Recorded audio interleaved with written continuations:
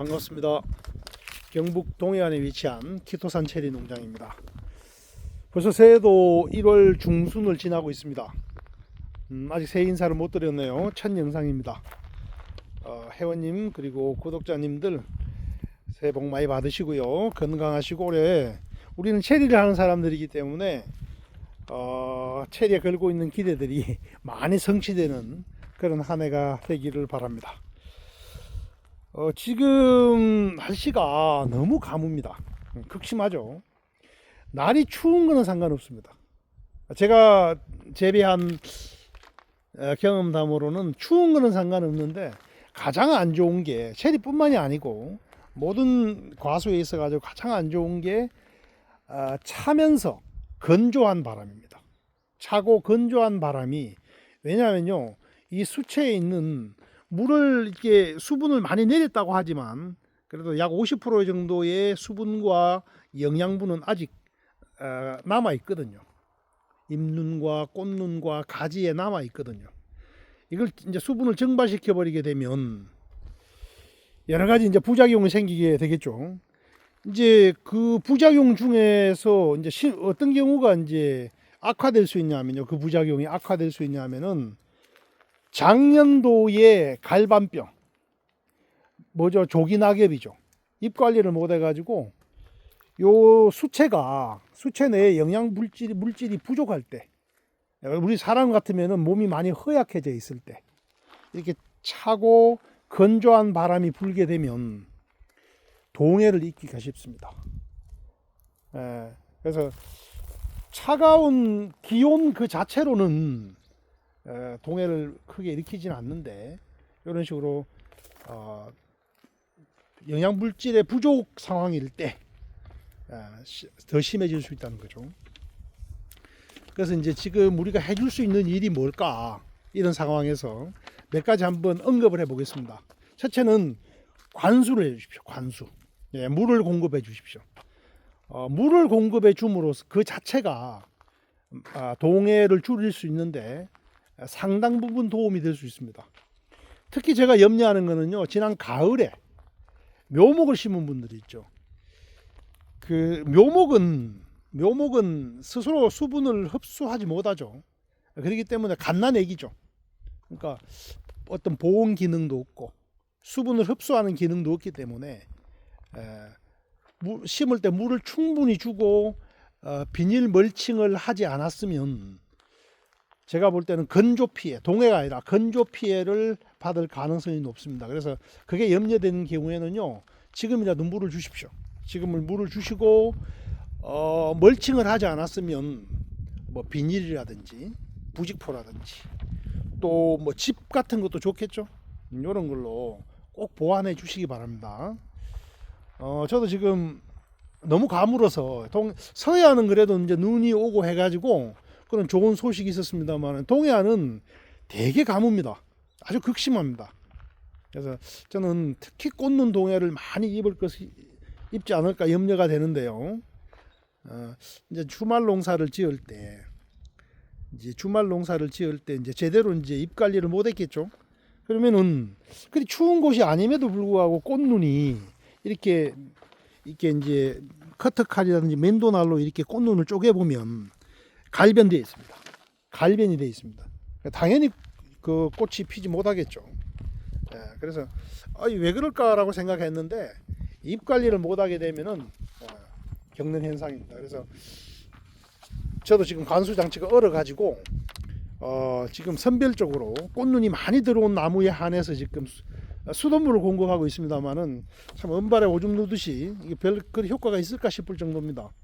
그래서 그 관수가 될 수 있는 분들은 지금이라도 보완해 주세요. 물론 3월 달부터는 아주 집중적으로 해 주셔야 되지만은 지금도 너무 가물기 때문에 해 주십시오. 그리고 두 번째는요, 관수 다음으로 두 번째는요, 아미노산을 갖다가 공급해 주십시오. 목면시비죠. 목면시비가 뭐죠? 우리 피부, 이 나무에다가 어떤 분들은 이게 무슨 효과가 있느냐라고 이제 부정적으로 말씀하시는 분들도 있는데요. 저는 효과는 있다고 봅니다. 그래서 뭐 식물성이든 동물성이든 아미노산을 공급해 줌으로써 부족한 영양분을 물론 제가 이제 12월 달부터 해 주시라고 이제 권했던 건데 지금부터라도 상관없습니다. 앞으로 한 2, 3회 정도 해주면 번거롭지만 해주면 도움이 됩니다. 그리고 이제 세 번째는 약품의 힘을 빌리는 겁니다. 약품에 이제 제가 하나 보여드릴게요. 저는 이 약품에 대해서 그렇게 좋아하진 않는데 그래도 이제 요거는 이제 이름이 동환유라고 하네요. 예, 이제 쉽게 말하면 기름 성분으로 이게 이제 수채를 코팅해 주는 겁니다. 특히 꽃눈 같은 경우에. 그래서 요런 제품이 뭐 다양하게 나와 있으니까 저기 농약방에 가셔가지고 도움을 한번 얻어 보십시오. 예. 이런 방법으로서도 우리가 보완해 줄 수 있다라고 하는 거 참고하시고요.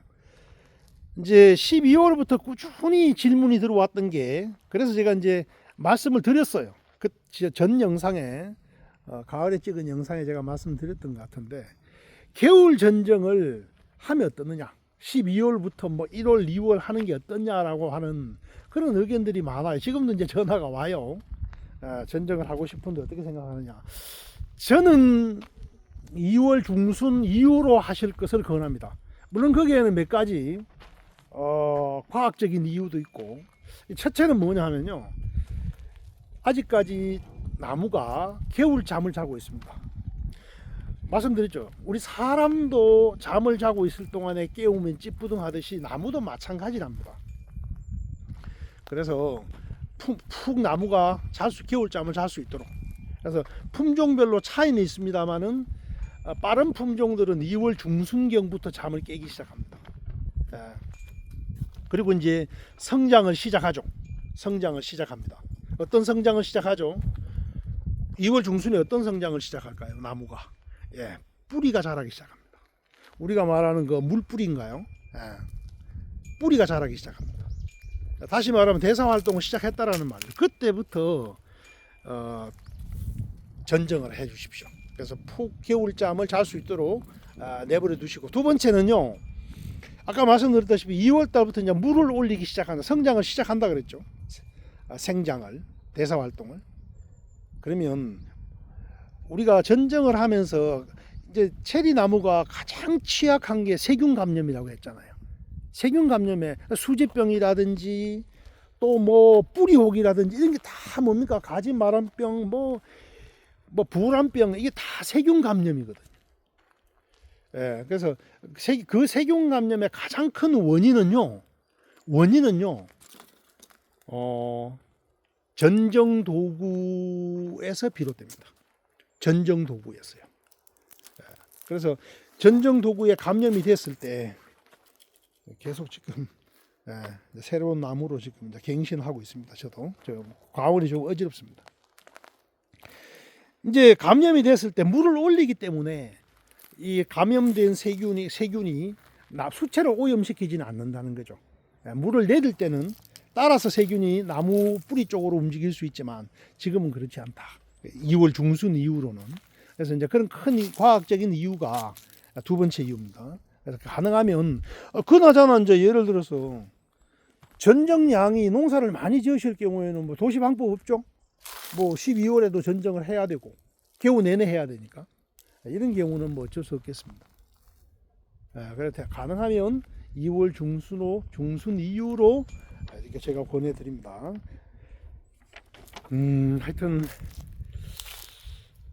하여튼 많은 분들이 작년에 제가 알아본 바로는 잎 관리를 잘 하셨어요. 잎 관리를. 근데 이제 또 한 가지 마음에 걸리는 게 이렇게 가물다라고 하는 것은 조금 찜찜합니다. 이제 그 수지병이요. 아까 수지병 얘기가 나왔는데 어떤 분들은 그래요. 그 봄에 수지병이 가장 심한 것 같다라고 말씀을 하시거든요. 그래서 항상 이렇게 그루터기를 자르고 난 뒤에는 이런 식으로 아물어야 됩니다. 잘 아물고 있죠? 이런 식으로. 커팅을 잘못하는 경우, 이런 경우는 어떻게 해요? 이런 경우는 계속 감염이 일어나고 있는 겁니다. 제가 손봐줘야 됩니다. 그래서 이런 경우가 안 좋은 경우입니다. 이런 식으로 남기는 거 아니라고 했죠. 반듯하게. 이제 우리가 그 수지병이 봄에 더 심해지는 것 같다. 이제 봄비가 내리기 시작하면 아무래도 나무가 이제 수분을 많이 흡수하게 되면 당연히 수지 양도 늘어나겠죠. 이제 또 하나는 뭐냐면요. 그런 이유도 있겠지만 이제 이렇게 말라 있던 수지가 기온에 말라 있던 수지가 이제 봄비에 불게 되죠. 불게 되면은 수지의 양이 늘어나는 것처럼 이렇게 육안적으로 보일 수도 있습니다. 작년에 탈도 많았던 버건디 펄인데요. 원래는 좀 이렇게 착과가 이게 이 버건디 펄이요. 에버니도 마찬가지고 버건디도 그렇고 이 품종도 품종이지만은 수분수로서 아주 훌륭한 품종이 아닐까라는 생각이 들어요. 수분수로서. 왜죠? 버건디 펄만큼 개화량이 많은 품종 보셨어요? 아니죠. 개화량이 일단은 많습니다. 개화량이 많다라는 말은 꽃가루도 많겠죠. 꽃가루도 많고 또 하나의 장점은요. 이게 개화 기간이 어떻습니까? 상당히 깁니다. 오랫동안 꽃이 피어 있다라는 말이죠. 그러면은 수분수로서의 훌륭한 역할이 될 수 있겠죠. 열매도 자체 품종도 좋지만 여튼 올해는 자체 품종으로서 좋은 희소식들이 많이 들렸으면 좋겠습니다. 여기 보시면은 옆에는 게시명이죠. KGB 수형에서 게시명으로 갈아탔어요. KGB는 주지가 뭐 25개 이상 아닙니까? 근데 이제 지금 요거 하면 12개 정도밖에 안 돼요. 12개. 주지수를 확 줄여 가지고 이제 요런 것도 그렇고 게시명으로 갈아탔죠. 간편 게시명으로. 그리고 이제 같은 품종인데도 옆에 주간형이 있습니다. 주간형이. 왜냐하면은 이게 품종마다 맞는 수형이 있는 것 같아요. 품종마다 맞는 대목이 있고요. 궁합이 잘 맞는 대목이 있고요. 예. 그리고 맞는 수형이 있는 것 같아요.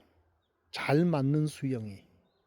이런 거는 저도 이제 이런 식으로 나란히 리심을 나놓고 연구를 하고 있지만 한번 우리 회원님들도 구독자님들도 한번 이왕 재배를 하면서 한번 이런 것도 한번 테스트 해보세요.